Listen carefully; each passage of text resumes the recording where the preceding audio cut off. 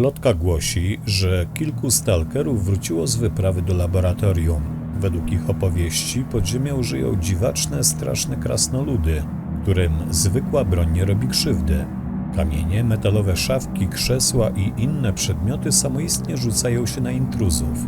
Na niższych poziomach znajduje się podobno archiwum wszystkich laboratoriów w zonie, a ich zawartość może ujawnić najmroczniejsze sekrety.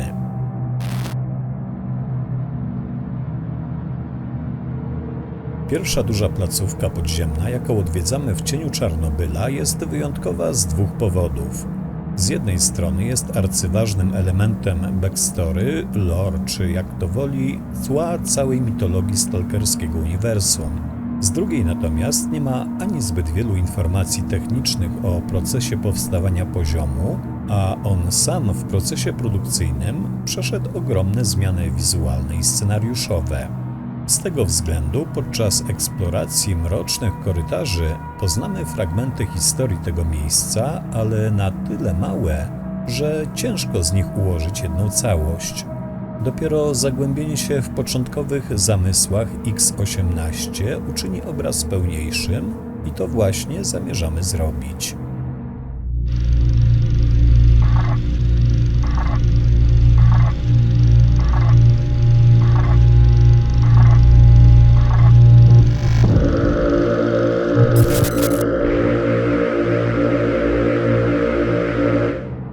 X-18, znane też jako Dark Lab, to wyjątkowo ponure miejsce, powstałe najprawdopodobniej jeszcze przed wkroczeniem na teren zony świadomości Z, jako placówka badająca wpływ promieniowania na żywe organizmy. Dopiero po pierwszej katastrofie z 1986 roku badania zostały rozszerzone o promieniowanie psioniczne, wpływowi którego poddawano zarówno zwierzęta, jak i ludzi. Są podstawy, by sądzić, że to właśnie tutaj swój początek biorą mutacje, jakie dały życie najbardziej ikonicznym mutantom w historii serii, gdyż był to główny ośrodek projektu Uniwersalny Żołnierz. Jak nie trudno się domyślić, projekt zakładał stworzenie armii o wyjątkowych umiejętnościach, takich, które będą najbardziej przydatne na polu bitwy. Większość eksperymentów wykonywano na materiałach eksploatacyjnych, jak określali je pracownicy, czyli po prostu na więźniach. Większość z nich była skazana na dożywocie, pozbawiona krewnych i celu w życiu.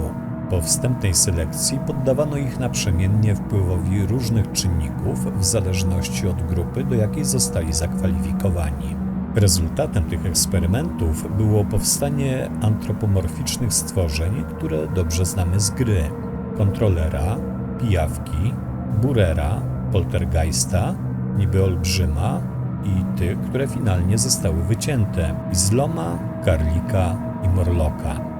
Głównymi kierunkami prac badawczych były takie dziedziny jak telepatia, telekineza, niewidzialność, emitowanie promieniowania psionicznego czy ponadprzeciętna siła fizyczna.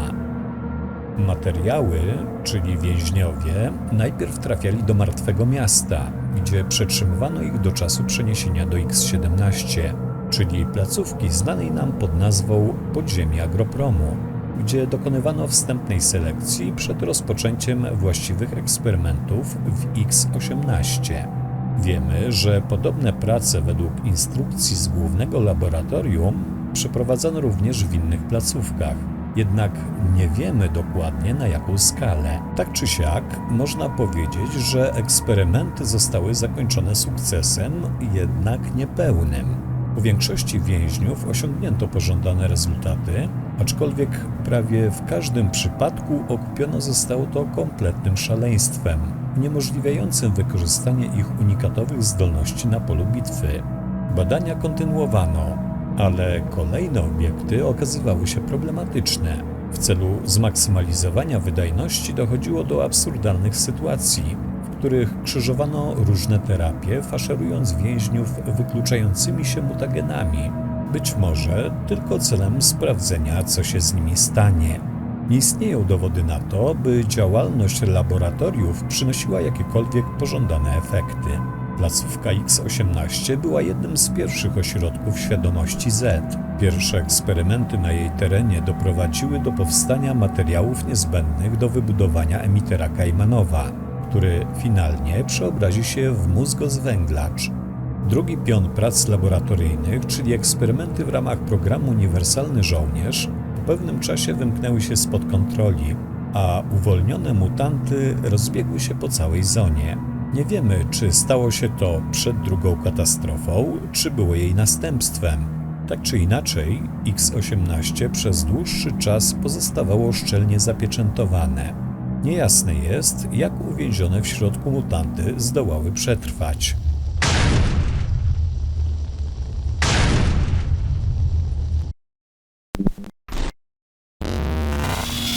Projekt Laboratorium X-18 powstał 8 listopada 2002 roku jako miejsce zdecydowanie bardziej rozległe niż wersja finalna. Choć pierwszy korytarz i klatka schodowa wydają się znajome, to już po zejściu na pierwszy poziom widzimy, że mamy do czynienia z zupełnie innym miejscem. Plątanina korytarzy i rur usłana jest starym sprzętem niewiadomego zastosowania. W każdym z nich może kryć się jeden z potwornych wytworów laboratorium, a to dopiero pierwszy poziom. Pierwotna fabuła Cienia Czarnobyla również uwzględniała tę placówkę i planowała zrobić większy użytek z jej rozmiarów. Przede wszystkim tło fabularne tego miejsca było nakreślone inaczej. Przed dotarciem do X-18 mogliśmy usłyszeć od stalkerów historię o przerażających mutantach, z którymi nie sposób poradzić sobie bronią konwencjonalną. Nikt ich właściwie nie widział, bo ilekroć próbował się zbliżyć, przedmioty w okolicy jakby ożywały, unosząc się w powietrze i lecąc z dużą siłą w stronę wszystkiego, co się rusza. Nawet gdybyśmy nie chcieli zagłębiać się w to miejsce, to właśnie w najniższych poziomach tej lokacji znajdują się dokumenty, które być może przetrwały i będą w stanie rzucić jakiekolwiek światło na historię powstania zony. Zdobycie ich było częścią historii. Bez tego nie bylibyśmy w stanie połączyć wszystkich kropek i dotrzeć do sedna problemu, a więc i samego centrum zony. Podstawową zasadą, jaką kierowało się GSC przy projektowaniu laboratorium, było to, by z każdym poziomem pogarszała się nasza sytuacja. Coraz silniejsze mutanty, coraz liczniejsze anomalie, coraz większa presja i terror, którego zwieńczeniem było... O tym za moment. Gdzieś tutaj spotkalibyśmy szalonego żołnierza uzbrojonego w TRS-301, czyli LR-300 i 2 granaty. Przechadzałby się po zrujnowanych korytarzach laboratorium z włączoną latarką, jak gdyby nigdy nic. W losowych momentach, jak to szaleniec, kuliłby się w najbliższym kącie i skomlał żałośnie, by za chwilę wrócić do patrolowania terenu. W przypadku usłyszenia podejrzanego dźwięku, jego skrypt zakładał kilka różnych zachowań, których podstawą było wyłączenie latarki i próba zlokalizowania źródła. W niektórych buildach możemy go spotkać, choć jego zachowanie nieco odstaje od planowanego. Być może prace nad nim nie zostały w pełni zakończone, a być może tak właśnie miało to wyglądać. Po wycięciu szalonego żołnierza, twórcy zastąpili go stalkerem o ksywce Rzeka Dublet, który udał się do laboratorium na prośbę barmana. Prawdopodobnie miał to samo zadanie co naznaczony, ale z jakiegoś powodu postanowił poczekać, aż będziemy zmierzać do wyjścia. Miał zastawiać drogę na najwyższym piętrze placówki i wypytywać o dokumenty. Jeśli zgodziliśmy się je oddać, po prostu odchodził. Jeśli próbowaliśmy kłamać, to zaczynał strzelać. Rzeka pojawia się po raz pierwszy w buildzie 2205 z 15 kwietnia 2005 roku, ale znika jeszcze przed premierą gry. Być może dlatego, że zamieszkujące X-18 mutanty za bardzo odwracały jego uwagę, dzięki czemu z łatwością można było pominąć spotkanie z nim, a być może dlatego, że nalot wojskowy bardziej pasował do sytuacji w uniwersum. Siły rządowe chciały przecież uzyskać kontrolę nad zoną i dotrzeć do jej serca jako pierwsze, a kontrola nad laboratoriami i szczegółowa wiedza o przeprowadzonych eksperymentach jest tym, co mogłoby znacznie ten proces ułatwić. Jak wspomniałem wcześniej, wraz z zagłębianiem się w czeluście X-18 atmosfera stawała się coraz bardziej gęsta. Na najniższym poziomie mieściło się archiwum, gdzie w otoczeniu połamanych mebli i starego sprzętu zamieszkał najwyższy Burer, prawdopodobnie w otoczeniu swojej świty, 3 lub 4 słabszych przedstawicieli swojego gatunku.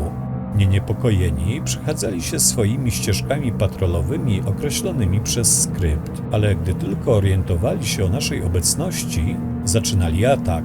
Strażnicy Najwyższego atakowali klasycznie dla swojego gatunku, jednak ich szef, póki nie zabiliśmy chociaż jednego stróża, sporadycznie odzywał się w naszej głowie, na bieżąco komentując nasze poczynania i próbując zniechęcić do dalszych prób.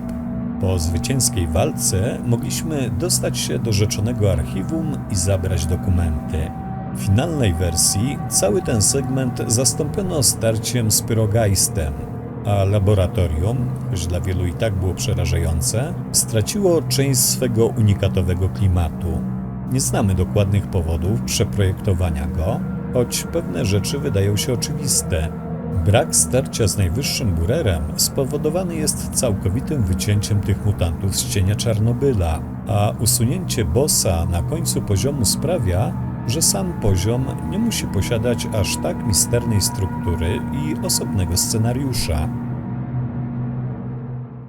X-18 zostało zapieczętowane przez stalkerów.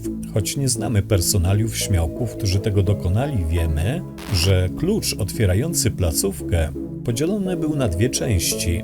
Jedną miał barman, a drugą Dzik, przywódca bandytów z Doliny Mroku. Striełok pozostaje jedynym, który przeniknął do laboratorium, zdobył cenne informacje i wrócił stamtąd żywy. Dalsze losy placówki pozostają nieznane. Na razie.